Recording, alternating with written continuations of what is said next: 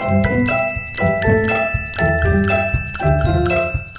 holidays are, as we know, an amazing time. It's a wonderful time of the year. People are happier, they are more giving. There is happiness everywhere, and we are more connected. It's just an awesome time of the year.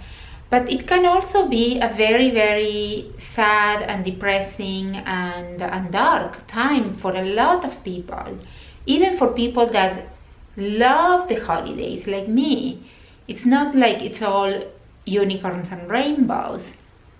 And I wanted to share a little bit about those years when I was single and I was dating and I didn't have anybody to spend the holidays with. I did spend a year I think it was 2006, that I didn't have anybody. I was in the States. My family was in Argentina. They're still there. And I was newly divorced. And I really didn't have anybody to spend Christmas with. And it wasn't easy. I made the most out of it, but it wasn't easy. And I believe it's sometimes we get caught in this, spread the joy and spread happiness, and all that is great, and I'm all about that. But I also want to talk about those times where we don't have somebody to share the holidays with. And I want to tell you that there is nothing wrong with you, that you are an amazing human being anyway, and that as long as you have a desire of finding the person that you want to share your life with, that person will show up. I promise you. I know sometimes it feels like it won't, because I had my times. I know sometimes it feels like everybody has the relationship, everybody has the family and the kids, if you want kids, and all that, and that you are the only one that don't have it. I felt like that. So I know it's real. But this moment, this time, this season you are going through, where you are single, where you don't have anybody to share your life with right now, it's a precious, precious, precious time to get to know yourself more and to grow stronger and to be more connected to the things that are really important to you.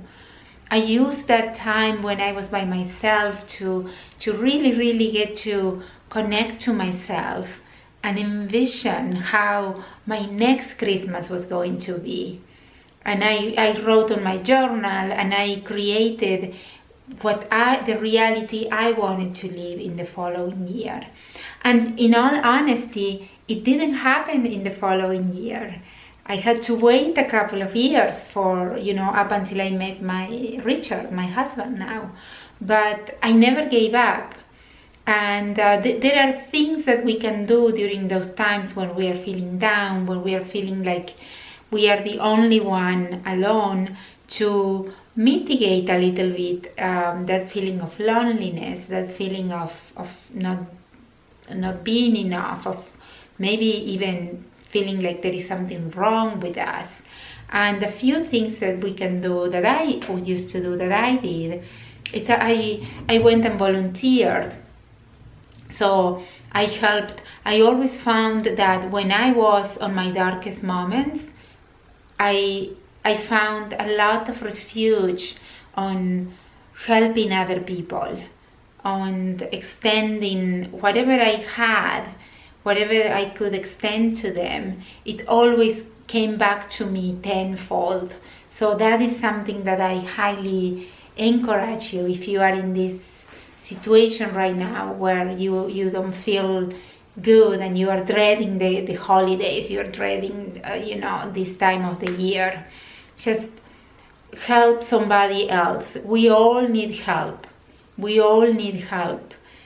Humans, we thrive in community, and we all need help. It can be food, it can be a hug, it can be a little blanket, it can be just company. There are a lot of things that we can do these times, and always from that intention, from that knowing that you are perfect the way you are, that you are in the right place. When I was single during the holidays, I just found so much comfort knowing that I was in the right place, that those lessons, what I considered at the time failures, not having anybody to bring for holiday parties, being the third wheel. Oh my God, I was the third wheel for so long. And, and I was feeling like a failure. And now that I look back, I am like, those were amazing, amazing lessons. They were so rich on lessons about who I was, even in the midst of feeling lonely and feeling like a failure. I was able to find something to share. I was able to give, and that means that I converted what I considered a failure into a winning, because at the end of the day, the only thing that matters is who you are in the relating. We want the relationship, but the relationship per se really is not the end. That's the beginning. The journey is the relating. So you can practice the relating with your neighbors, with, as I said, with people on the street, with the old lady at the supermarket. There are so many opportunities for us to practice relating, making it a verb. My main point is, be kind to yourself, be loving, be compassionate. Extend all that love and compassion and kindness that you have inside of yourself, that you extend to others. Extend it towards yourself. Become your best friend. And I promise you, your time will come. I promise you, it will come. And in the meanwhile, keep choosing love. See you tomorrow.